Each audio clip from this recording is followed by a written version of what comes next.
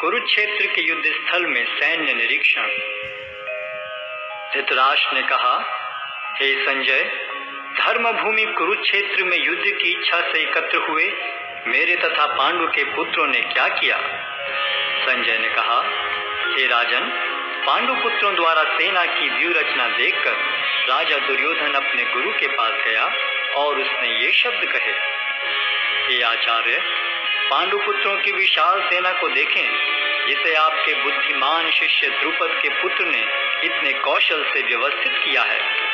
इस सेना में भीम तथा अर्जुन के समान युद्ध करने वाले अनेक वीर धनुर्धर हैं, यथा महारथी युयुधान, विराट तथा द्रुपद। इनके साथ ही धृष्टकेतु, चेकितान, काशीराज, पुरुजित, कुंतीभोज तथा शैब्य जैसे महान शक्तिशाली योद्धा भी हैं। पराक्रमी युधामन्यु, अत्यंत शक्तिशाली उत्तमौजा, सुभद्रा का पुत्र तथा द्रौपदी के पुत्र, ये सभी महारथी हैं।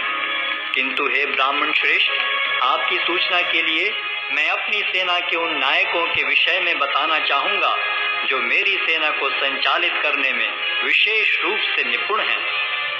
मेरी सेना में स्वयं आप, भीष्म, कर्ण, कृपाचार्य, अश्वत्थामा, विकर्ण तथा सोमदत्त का पुत्र भूरिश्रवा आदि हैं, जो युद्ध में सदैव विजयी रहे हैं।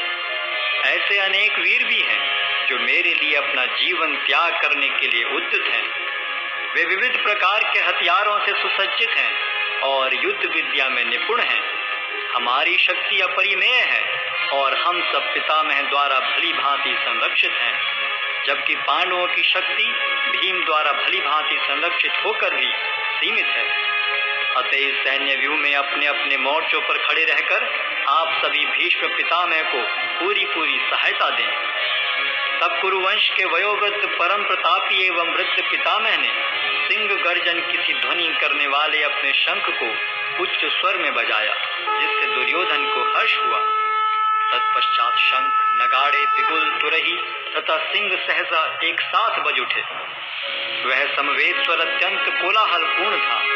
दूसरी ओर से श्वेत घोड़ों द्वारा खींचे जाने वाले विशाल रथ पर आसीन कृष्ण तथा अर्जुन ने अपने अपने दिव्य शंख बजाए। भगवान कृष्ण ने अपना पांचजन्य शंख बजाया, अर्जुन ने देवदत्त शंख तथा अति भौजी एवं अति मानवीय कार्य करने वाले भीम ने पौंड्र नामक भयंकर शंख बजाया। हे राजन, कुंती पुत्र राजा युधिष्ठिर ने अपना अनंत विजय नामक शंख बजाया तथा नकुल और सहदेव ने सुघोष एवं मणिपुष्पक शंख बजाए। महान धनुर्धर काशीराज, परम योद्धा शिखंडी, धृष्टद्युम्न, विराट, अजय सात्यकी, द्रुपद, द्रौपदी के पुत्र तथा सुभद्रा के महाबाहु पुत्र आदि सबों ने अपने अपने शंख बजाए। इन विभिन्न शंखों की ध्वनि कोलाहल पूर्ण बन गई, जो आकाश तथा पृथ्वी को शब्दायमान करती हुई धृतराष्ट्र के पुत्रों के हृदय को विदीर्ण करने लगी। उस समय हनुमान से अंकित ध्वजा लगे रथ पर आसीन पांडु पुत्र अर्जुन अपना धनुष उठाकर तीर चलाने के लिए उद्यत हुआ। हे राजन, धृतराष्ट्र के पुत्रों को व्यूह में खड़ा देखकर अर्जुन ने श्री कृष्ण से ये वचन कहे।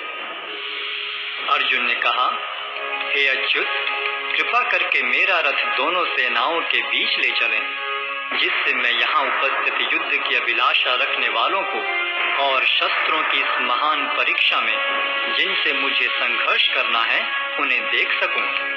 मुझे उन लोगों को देखने दीजिए जो यहाँ पर धृतराष्ट्र के दुर्बुद्धि पुत्र दुर्योधन को प्रसन्न करने की इच्छा से लड़ने के लिए आए हुए हैं। संजय ने कहा, हे भरतवंशी, अर्जुन द्वारा इस प्रकार संबोधित किए जाने पर भगवान कृष्ण ने दोनों दलों के बीच में उस उत्तम रथ को लाकर खड़ा कर दिया। भीष्म, द्रोण तथा विश्व भर के अन्य समस्त राजाओं के सामने भगवान ने कहा कि हे पार्थ, यहाँ पर एकत्र सारे कुरुओं को देखो। अर्जुन ने वहां पर दोनों पक्षों की सेनाओं के मध्य में अपने चाचा ताऊओं, पितामहों, गुरुओं, मामाओं, भाइयों, पुत्रों, पौत्रों, मित्रों, ससुरों और शुभ चिंतकों को भी देखा। जब कुंती पुत्र अर्जुन ने मित्रों तथा संबंधियों की इन विभिन्न श्रेणियों को देखा तो वह करुणा से अभिभूत हो गया और इस प्रकार बोला। अर्जुन ने कहा, हे कृष्ण, इस प्रकार युद्ध की इच्छा रखने वाले अपने मित्रों तथा संबंधियों को अपने समक्ष उपस्थित देखकर मेरे शरीर के अंग कांप रहे हैं और मेरा मुख सूखा जा रहा है। मेरा सारा शरीर कांप रहा है, मेरे रोंगटे खड़े हो रहे हैं, मेरा गांडी धनुष मेरे हाथ से सरक रहा है और मेरी त्वचा जल रही है। मैं यहाँ और अधिक खड़ा रहने में असमर्थ हूँ। मैं अपने को भूल रहा हूँ और मेरा सिर चकरा रहा है। हे कृष्ण, मुझे तो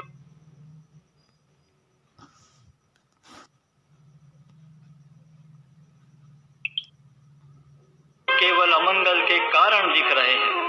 हे कृष्ण, इस युद्ध में अपने ही स्वजनों का वध करने से न तो मुझे कोई अच्छाई दिखती है और न मैं उससे किसी प्रकार की विजय, राज्य या सुख की इच्छा रखता हूँ। हे गोविंद, हमें राज्य, सुख अथवा इस जीवन से क्या लाभ, क्योंकि जिन सारे लोगों के लिए हम उन्हें चाहते हैं वे ही इस युद्ध भूमि में खड़े हैं। हे मधुसूदन, जब गुरुजन, पितृगण, पुत्रगण, पितामह, मामा, ससुर, पौत्रगण, साले तथा अन्य सारे संबंधी अपना अपना धन एवं प्राण देने के लिए तत्पर हैं और मेरे समक्ष खड़े हैं, तो फिर मैं इन सब को क्यों मारना चाहूंगा, भले ही वे मुझे क्यों न मार डालें। हे जीवों के पालक, मैं इन सबों से लड़ने को तैयार नहीं, भले ही बदले में मुझे तीनों लोग क्यों न मिलते हों। इस पृथ्वी की तो बात ही छोड़ दें। भला धृतराष्ट्र के पुत्रों को मारकर हमें कौन सी प्रसन्नता मिलेगी। यदि हम ऐसे आतताइयों का वध करते हैं तो हम पर पाप चढ़ेगा। अतः यह उचित नहीं होगा कि हम धृतराष्ट्र के पुत्रों तथा उनके मित्रों का वध करें। हे लक्ष्मीपति कृष्ण, इससे हमें क्या लाभ होगा और अपने ही कुटुंबियों को मारकर हम किस प्रकार सुखी हो सकते हैं। हे जनार्दन, यद्यपि लोक से अभिभूत चित्त वाले ये लोग अपने परिवार को मारने या अपने मित्रों से द्रोह करने में कोई दोष नहीं देखते, किंतु हम लोग जो परिवार के विनष्ट करने में अपराध देख सकते हैं, ऐसे पाप कर्मों में क्यों प्रवृत्त हों। कुल का नाश होने पर सनातन कुल परंपरा नष्ट हो जाती है और इस तरह शेष कुल भी अधर्म में प्रवृत्त हो जाता है।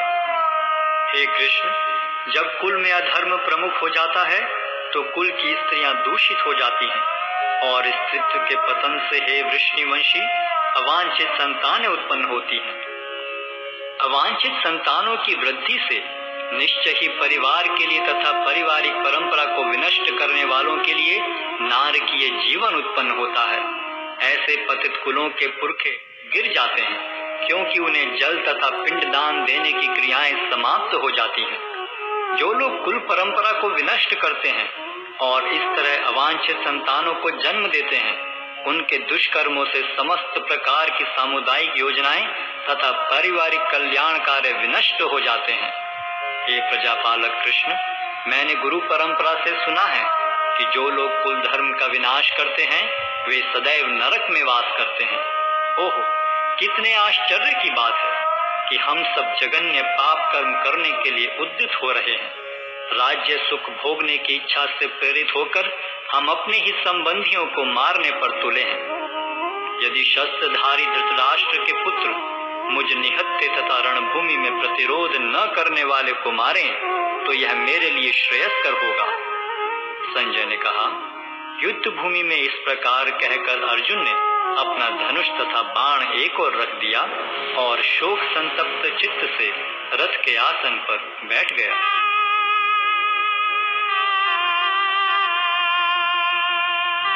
इति